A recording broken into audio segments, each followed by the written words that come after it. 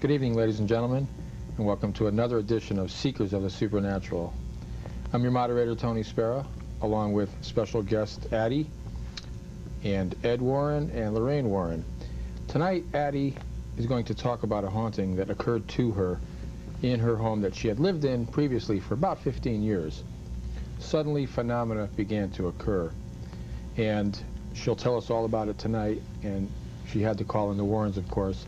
I think what I'd like to start out, before I talk to Addie, thanks for coming on, Addie, is to ask Lorraine and Ed about the house itself, to set up how you got the call and what happened in the home prior to you going in. Well, Addie had contacted us and told us about phenomena that was occurring in this home.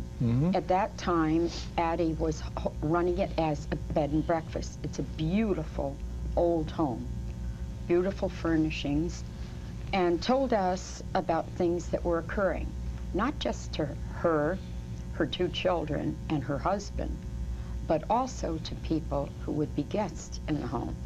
They would hear the knocking, they would hear the rapping, they would hear the footsteps in the home. The home is a very old home, extremely old home, and Tony, it's not only is it an old home, but it's also on a very old route going through an area in the Litchfield Hills. How old is the home? 1809. 1909? 1809. 1809, Tony. Okay, so it's like 100 and whatever, 80 years Right, old, or 185. and they were renovating it back to its original. All of it, the stripping, the wallpaper, they were doing a great deal. Many times we know that when you start to do things where you're making renovations in a home, that is enough to trigger off spirit phenomena. Where a ghost or someone had once been able to walk through a doorway in a certain area, and now that doorway no longer exists. And with Addie, many changes had taken place in this home. Plus the fact that she had a couple of daughters too, children. No, she has a boy and a girl. A boy and a girl. Yeah, she has a boy and a girl. What do you think then spawned this occurrence? Well, I think what gave it the energy, I think the renovations in the house, I think the fact of the energy from the two children would be enough for the spirit phenomena to feed off from and enable it to become manifest to the extent that it did. But I believe that things were happening there before you even moved in, right? Oh, yes. Because you had got statements from people. The house had been haunted for a history of well over 30 years before we bought the house. When we were looking at the house with the real estate agent, we noticed that there were two staircases, and one of the doorways leading up to the front staircase had been nailed shut. And no one had lived on the second floor for 30 years. That's not good. One of the windows of the bedroom was broken, and vines had grown in through the window and all throughout the whole bedroom. So nobody ever went up there? No one did, except in 1955, there was a great flood in the Torrington area, and these people had taken in people from the Torrington area, friends of theirs, 40 of them, and let them live on the second floor. These people had no place to go, and after a week, they came downstairs, they all left, they fled.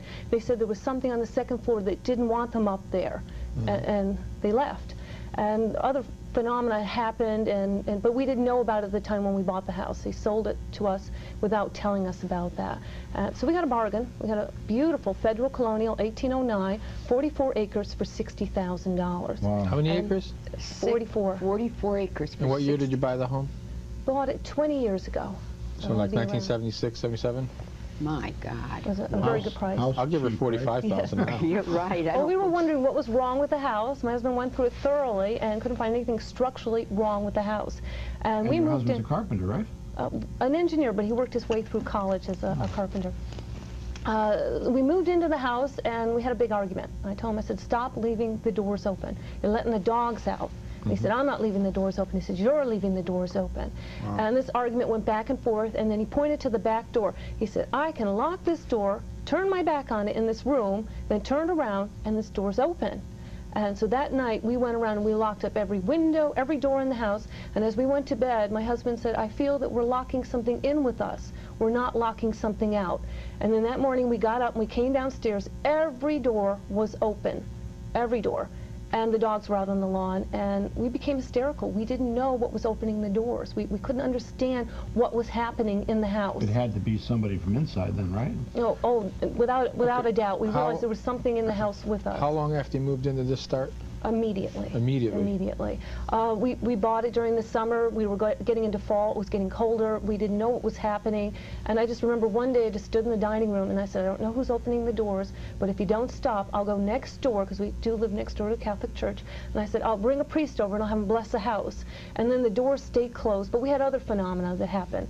We had footsteps up in our attic, and it was terrifying. We could just hear a heavy footsteps going back and forth, and my husband... Like a heavy man? Yes, I remember that. I remember loud, that. even steps. When was it? Like in the daytime or at nighttime? Daytime, nighttime, but up in the attic.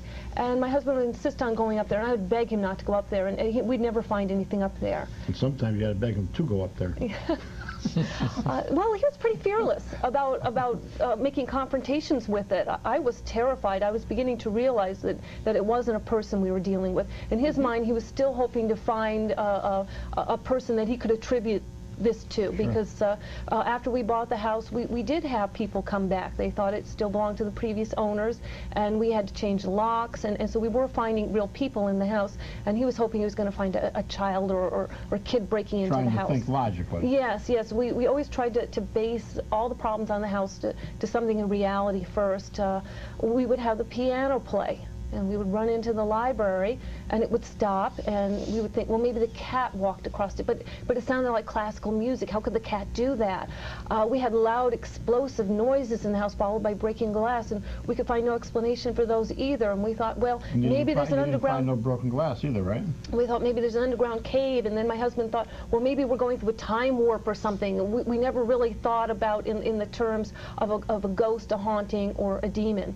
Then I started to see people in the house. I saw a previous owner that died. I saw